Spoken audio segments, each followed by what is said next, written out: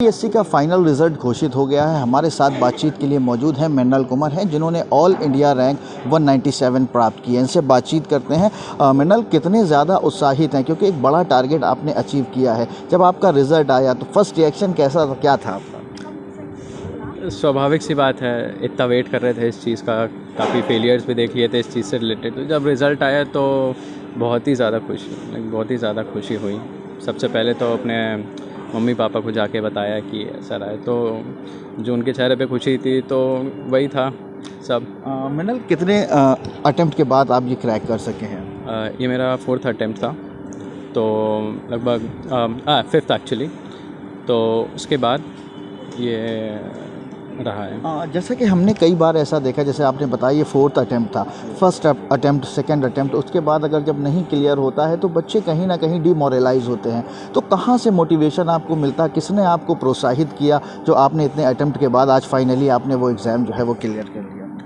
तो प्रोत्साहित और मोटिवेटेड तो मेरे पेरेंट्स ने ही रखा मेरे को कॉन्स्टेंटली। ऐसा नहीं महसूस होने दिया कि अब ये अटेम्प्ट चला गया तो कुछ बिगड़ गया।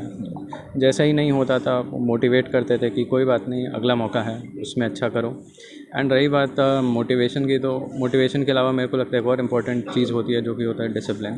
कि अगर कई बार मोटिवेशन नहीं भी मिल पाती है, मोटिवेशन लंबे समय तक नहीं टिकती है, तब डिसिप्लिन जो है वो लॉन्ग टर्म आपको ट्रैक पे रखने की कोशिश करता है। तो थोड़ा डिसिप्लिन अपने माता पिता जी से भी सीखा है मैंने, तो ये चीज़ में मेरे को बहुत मदद मिली है। मृणाल, एक चीज़ जानने की कोशिश करेंगे, डिस्ट्रैक्शंस कैसे हैंडल करते थे, जो तमाम चीज़ें हैं, क्योंकि आमतौर से जो युवा है आज का, वो सोशल मीडिया और इंटरनेट पे ज़्यादा टाइम स्पेंड करता है, जो कहीं ना कहीं, देखिए, इसको लेकर कैसे आप मैनेज करते थे चीज़ें और कैसे स्टडी करते थे, इसके बारे में? इसके लिए तो ये है कि मेरा फ्रेंड सर्कल बहुत छोटा है, बट काफ़ी सपोर्टिव फ्रेंड सर्कल है। Luckily I am surrounded by all the supporting and good people. तो मेरा ये रहा है कि मैं बहुत ज़्यादा लोगों से बात नहीं करता था, थोड़ा सोशली आइसोलेटेड रहता था, सोशल मीडिया पे बहुत ज़्यादा नहीं टाइम स्पेंड करता था, रील स्क्रॉल बहुत ज़्यादा नहीं करता था, शॉर्ट्स नहीं देखता था जो कि आजकल होता है, एंड जो फालतू के ऑनलाइन डिबेट्स होते हैं उन सब चीज़ों में नहीं पढ़ता था। करता भी था तो यूपीएससी वाले जो कम्युनिटी वाले जो ग्रुप्स होते हैं उनमें मैं इन्वॉल्व रहता था, देखता था कि इसमें क्या ट्रेंड चल रहे हैं क्या नहीं। तो सोशल मीडिया में इस तरीके से यूज़ करता था थोड़ा, जिससे अगर यूज़ करूं भी तो मेरे प्रिपरेशन में ही फ़ायदा हो। जो अभी आईएएस एस्पिरेंट्स हैं, जो अभी तैयारियां कर रहे हैं, उनके लिए क्या कहना चाहेंगे? उनके लिए क्या मशवरा देना चाहेंगे, किस तरीके से वो तैयारी करें, क्या उनका डेली रूटीन होना चाहिए? क्योंकि आम तौर से जो लोग हैं वो एक दो अटेम्प्ट के बाद छोड़ दिया करते हैं। तो आजकल के जो लोग हैं जो तैयारी कर रहे हैं आजकल, उनके लिए यही कहना चाहूँगा कि एग्ज़ाम के ट्रेंड को बहुत ध्यान से देखिए, क्योंकि कॉन्स्टेंटली चेंज होता रहा है एंड एग्ज़ाम की डिमांड चेंज होती जा रही है। तो उसके लिए क्या तरीका हो सकता है कि स्ट्रैटेजाइज़ कर सकते हैं कि they can keep up with the trend. ठीक है, ये एक टाइप से सेल्फ एनालिसिस वाली बात है। हर किसी का अपना समझने का तरीका होता है वो, तो हर किसी को समझना चाहिए, खुद एनालाइज़ करना चाहिए क्वेश्चन पेपर्स, एग्ज़ाम का ट्रेंड की एग्ज़ाम क्या चाह रहा है हमसे। तो उस चीज़ के लिए ये सबसे ज़्यादा इम्पोर्टेंट है। ठीक है, एंड मोटिवेशन की अगर बात रहे तो आप थोड़ा डिस्ट्रैक्शन, जो आपकी लाइफ में डिस्ट्रैक्शंस होते हैं वो आपकी मोटिवेशन को बहुत ड्रेन आउट कर देता है। ठीक है, तो थोड़ा कोशिश करिए कि थोड़ा डिस्ट्रैक्शन को सेल्फ डिसिप्लिन के माध्यम से थोड़ा दूर रखें, एंड जिस चीज़ों से आपको इंस्पिरेशन मिलती है, ठीक है, उन पर ज़्यादा ध्यान दें। बहुत शुक्रिया मृणाल, हमसे बातचीत के लिए। जानवी द्विवेदी हैं, जिन्होंने ऑल इंडिया रैंक 324 प्राप्त की है। इनसे बातचीत कर लेते हैं। जानवी, कितनी ज़्यादा एक्साइटेड हैं और कैसे देखती है, एक बड़ा टारगेट अचीव किया है आपने? बहुत एक्साइटेड हूँ। 5th अटेम्प्ट था ये मेरा, तो बहुत समय से ये मेरा सपना था, जो आज पूरा हुआ है, तो बहुत ही खुशी मिल रही है। सीएमएस से आपने स्कूलिंग की, उसके बाद क्या क्या आपने स्टडिंग की? ग्रेजुएशन कहाँ से किया, कब से आप तैयारियाँ कर रही हैं? CMS के 2013 पास आउट हूँ। उसके बाद मैंने NIT कुरुक्षेत्र से इलेक्ट्रॉनिक्स एंड कम्युनिकेशन इंजीनियरिंग किया, और उसके बाद से मेरी प्रिपरेशन स्टार्ट हो गई थी। जानवी, भारतीय प्रशासनिक सेवा यानी आईएएस की अगर बात कर ली जाए, काफ़ी टफ कंपटीशन होता है, तो क्या आपका स्टडी शेड्यूल रहता था? क्योंकि तमाम लोग जो हैं वो, देखिए, जैसा कि हम सब जानते हैं कि वो बीच में ही ड्रॉप कर देते हैं, तो क्या आपका स्टडिंग शेड्यूल था, कैसे पढ़ाई करती थी?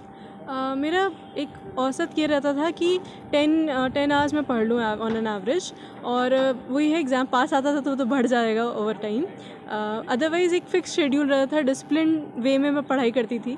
I think that is something, क्योंकि रूटीन एक बार जब बन जाता है तो वो कंटिन्यूड रहता है, तो ईजी होता है। पेरेंट्स का किस तरीके से सपोर्ट मिलता था, क्योंकि बहुत ज़रूरी होता है जब पेरेंट्स सपोर्ट करते हैं तो कहीं ना कहीं मनोबल जो है बच्चों का वो भी बढ़ता है। मेरे पेरेंट्स का बहुत बड़ा रोल रहा है इसमें, उनका थ्रू आउट सपोर्ट रहा है।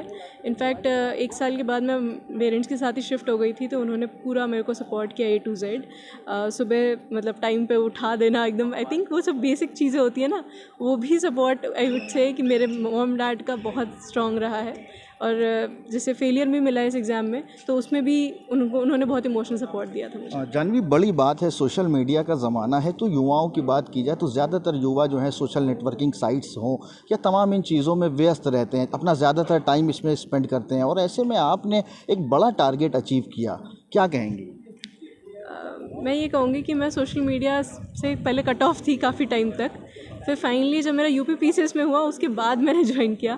तो आई वुड ऑल्सो से कि थोड़ा सा दूर रहें सोशल मीडिया से, बिकॉज एक वो भी एक एडिक्शन हो जाता है ओवर टाइम। तो फॉर एन एंटरटेनमेंट पर्पस थोड़ा सा माइंड फ्रेशन करने के लिए अगर आपको जाना है तो जाएं, otherwise stay away. I think that is the way forward. एक आखिरी सवाल जानवी, दो तमाम एस्पिरेंट हैं जो अभी तैयारियां कर रहे हैं UPSC की, उनके लिए क्या कहना चाहेंगी, किस तरीके से वो तैयारियां करें और IAS का जो एग्ज़ाम है वो क्रैक कर सकें, क्या कहना चाहेंगी उनके लिए? आई वुड से एक मेंटल एक एटीट्यूड है ना होना चाहिए कि इवन इफ़ लॉन्ग टर्म हो, आप रेजिलिएंट रहें, अपने पैशन को फॉलो करें। I think that is something which is necessary. बाकी एक बैलेंस लाइफ बना के रखें। सिर्फ पूरे टाइम मैंने ये भी देखा है कि एकदम पढ़ते रहना और फिर उसके बाद बिल्कुल भी दोस्तों से बात भी ना करना, एकदम कट ऑफ हो जाना, आई थिंक वो भी बैकफायर करता है लॉन्ग टर्म में। तो एक बैलेंस्ड वे में आप एक डिसिप्लिन लाइफ जिए एंड अपने पैशन को फॉलो करें, तो it will give you results. बहुत शुक्रिया हमसे बातचीत के लिए। जानवी द्विवेदी हमारे साथ बातचीत के लिए मौजूद थी, जिन्होंने UPSC में ऑल इंडिया 324वीं रैंक जो है वो प्राप्त की है। लखनऊ से अजहर खान, भारत समाचार।